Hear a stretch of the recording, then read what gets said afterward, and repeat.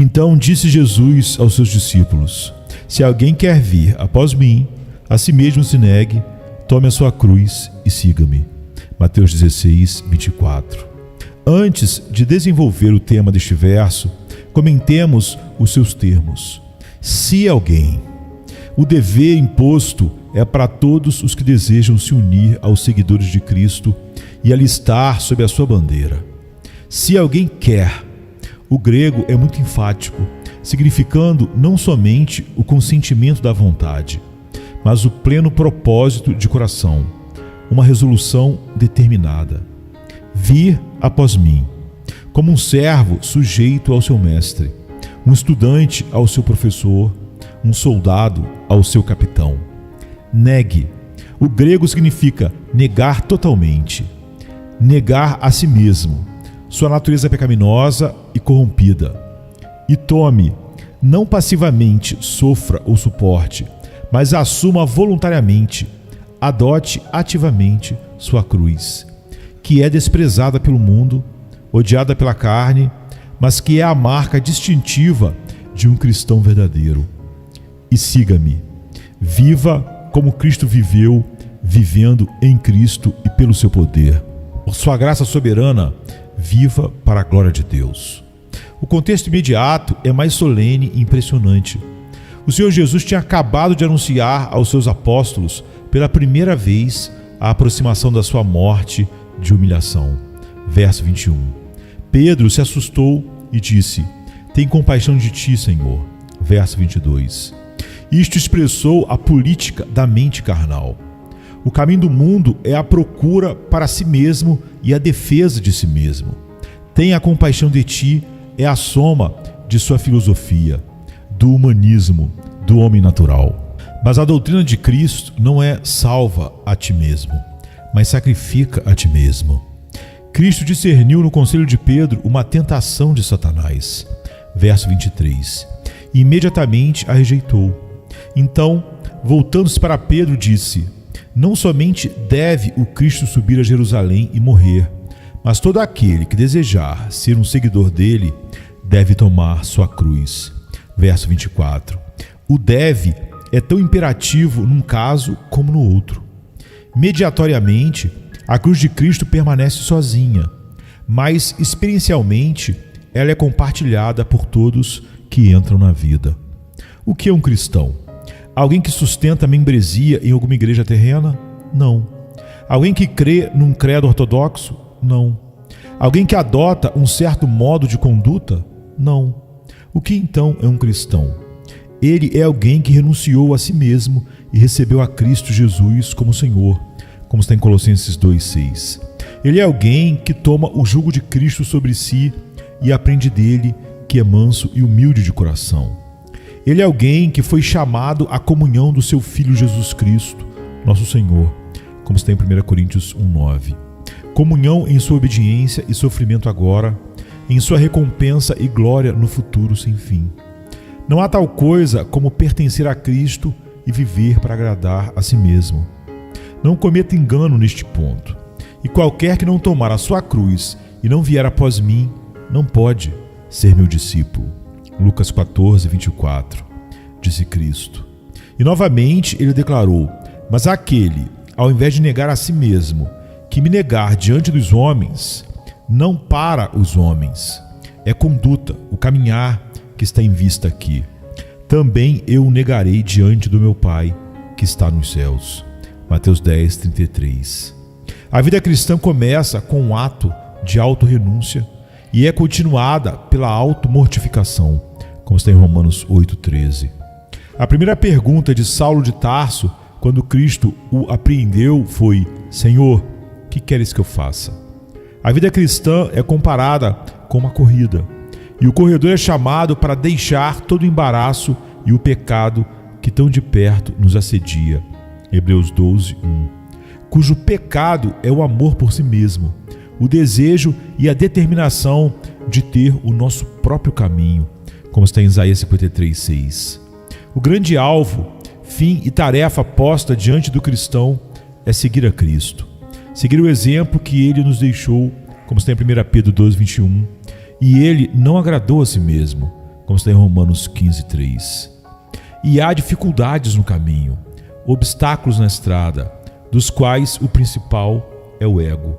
Portanto, este deve ser negado. Este é o primeiro passo para se seguir a Cristo. O que significa para um homem negar a si mesmo totalmente? Primeiro, isso significa o completo repudiar de sua própria bondade. Significa cessar de descansar sobre quaisquer obras nossas, para nos recomendar a Deus. Significa uma aceitação sem reservas do veredicto de Deus que todas as nossas justiças, nossas melhores performances, são como trapo de imundície, como está em Isaías 64:6. Foi neste ponto que Israel falhou, porquanto, não conhecendo a justiça de Deus e procurando estabelecer a sua própria justiça, não se sujeitaram à justiça de Deus. Romanos 10:3. Agora, contraste com a declaração de Paulo, e seja achado nele, não tendo justiça própria. Filipenses 3:9. Para o homem negar a si mesmo totalmente, deverá renunciar completamente sua própria sabedoria. Ninguém pode entrar no reino dos céus a menos que tenha se tornado como criança, como está em Mateus 18:3. Ai dos que são sábios a seus próprios olhos e prudentes em seu próprio conceito. Isaías 5:21. Dizendo-se sábios, tornaram-se loucos. Romanos 1:22. Quando o Espírito Santo aplica o Evangelho em poder numa alma, é para destruir os conselhos e toda altivez que se levanta contra o conhecimento de Deus, e levando cativo todo entendimento à obediência de Cristo. 2 Coríntios 10:5. Um moto sábio para todo cristão adotar é: não te estribes no teu próprio entendimento. Provérbios 3:5. Para um homem negar a si mesmo totalmente, deverá renunciar completamente sua própria força. É não confiar na carne, como está em Filipenses 3:3. É o coração se curvando à declaração positiva de Cristo: sem mim, nada podeis fazer.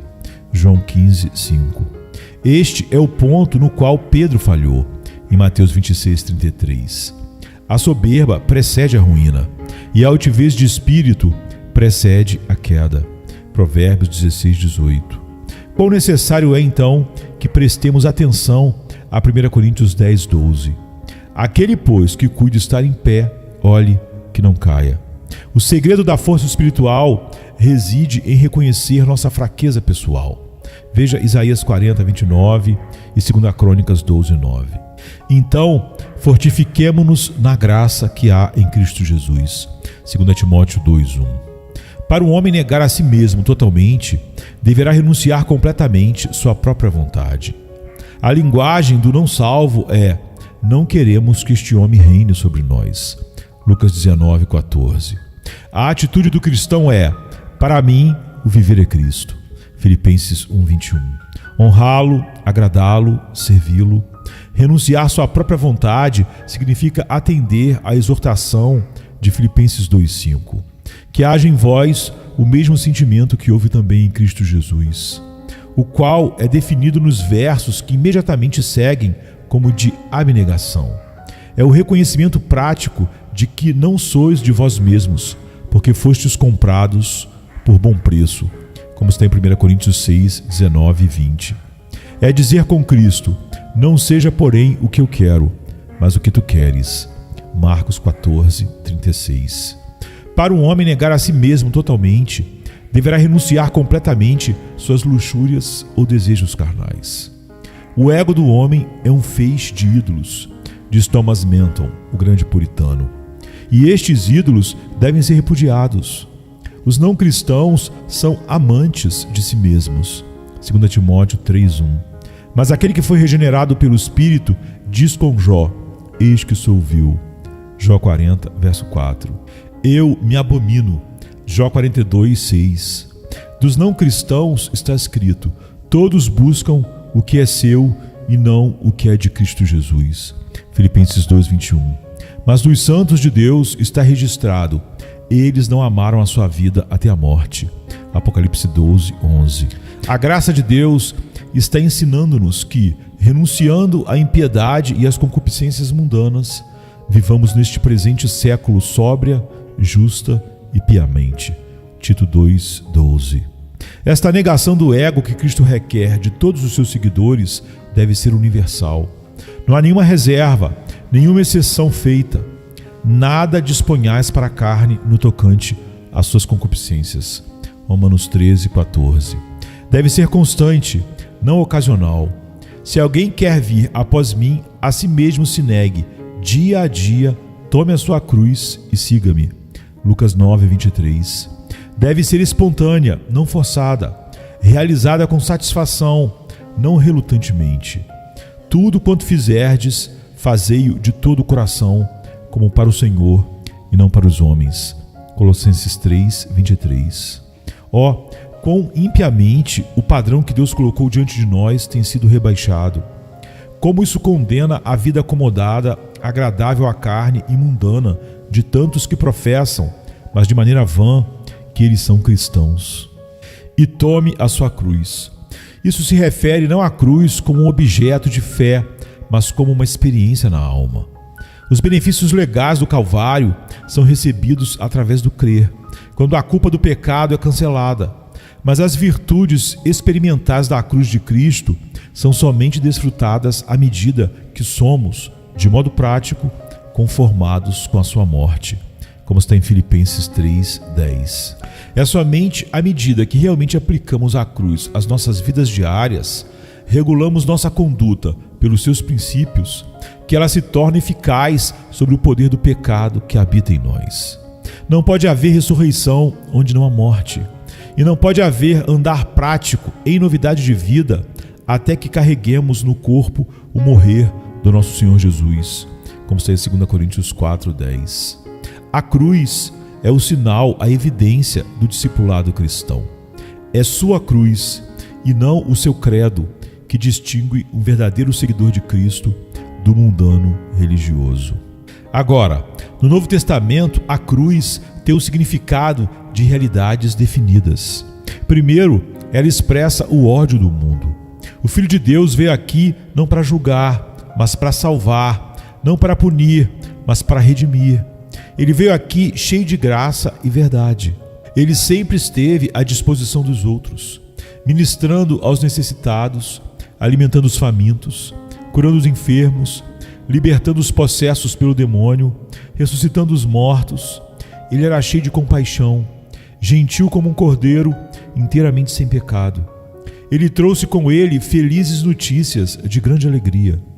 Ele procurou os perdidos, pregou aos pobres, todavia não desdenhou dos ricos. Ele perdoou pecadores. E como ele foi recebido? Que tipo de recepção os homens lhe deram? Eles o desprezaram e rejeitaram. Isaías 53:3. Ele declarou: eles me odeiam sem uma causa. João 15:25. Eles tiveram sede de seu sangue. Nenhuma morte ordinária os apaziguaria. Eles demandaram que ele deveria ser crucificado. A cruz, então, foi a manifestação do ódio inveterado do mundo pelo Cristo de Deus. O mundo não mudou. Não mais do que o etíope pode mudar sua pele ou o leopardo suas manchas. O mundo e Cristo ainda estão em aberto antagonismo. Por conseguinte, está escrito: aquele, pois, que quiser ser amigo do mundo, constitui-se inimigo de Deus. Tiago 4:4. É impossível andar com Cristo e comungar com Ele até que tenhamos nos separado do mundo. Andar com Cristo necessariamente envolve compartilhar sua humilhação. Saiamos, pois, a Ele fora do arraial, levando o seu vitupério. Hebreus 13:13. Isso foi o que Moisés fez.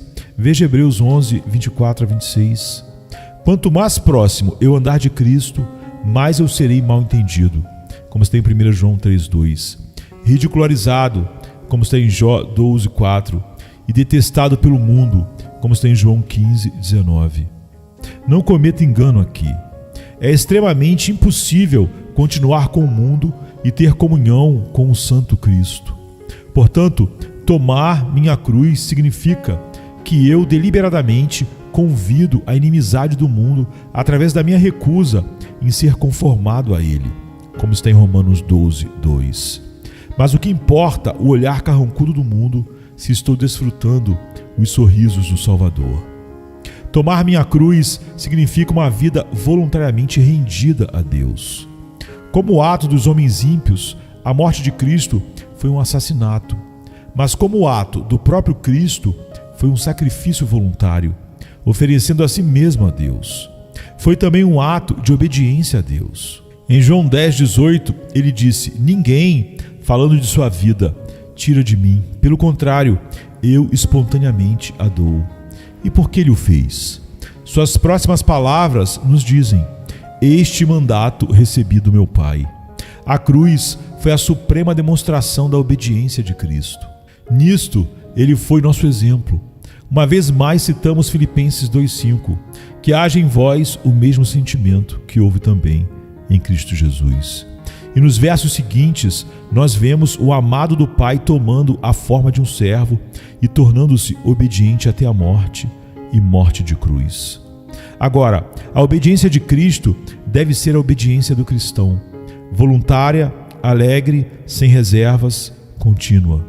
Se esta obediência envolve vergonha e sofrimento, acusação e perda, não devemos nos acovardar, mas pôr o nosso rosto como um seixo, como diz Isaías 50, verso 7. A cruz é mais do que o objeto da fé do cristão. Ela é o sinal de discipulado, o princípio pelo qual sua vida deve ser regulada. A cruz significa rendição e dedicação a Deus. Rogo-vos, pois, irmãos, pelas misericórdias de Deus, que apresenteis o vosso corpo por sacrifício vivo, santo e agradável a Deus, que é o vosso culto racional. Romanos 12, verso 1. Esta é a lógica inevitável do Calvário. Somos chamados para seguir o exemplo de Cristo, para a companhia de seus sofrimentos e para ser participantes em seu serviço. Assim como Cristo a si mesmo se esvaziou, como está em Filipenses 2:7, assim devemos fazer. Assim como ele veio para servir e não para ser servido, como está em Mateus 20:28, assim devemos ser. Assim como ele não agradou a si mesmo, como está em Romanos 15:3, assim devemos fazer. Porquanto, quem quiser salvar a sua vida, perdê-la-á. E quem perder a vida por minha causa, achá-la-á. Mateus 16:25. Palavras quase idênticas a estas são encontradas novamente em Mateus 10:39, Marcos 8:35, Lucas 9:24, 17:33 e João 12:25. Certamente, tal repetição mostra a profunda importância de notar e prestar atenção a este dito de Cristo. Ele morreu para que nós pudéssemos viver, João 12:24, e assim devemos fazer, como está em João 12:25. Como Paulo, devemos ser capazes de dizer: em nada tenho a minha vida por preciosa. Atos 20:24. A vida que é vivida para a gratificação do ego neste mundo está perdida para a eternidade. A vida que é sacrificada para os interesses próprios e rendida a Cristo será achada novamente e preservada durante toda a eternidade. Um jovem universitário graduado, com prospectos brilhantes, respondeu ao chamado de Cristo para uma vida de serviço a ele na Índia, entre a casta mais baixa dos nativos. Seus amigos exclamaram: que tragédia! Uma vida lançada fora. Sim, perdida, até onde diz respeito a este mundo, mas achada novamente no mundo por vir.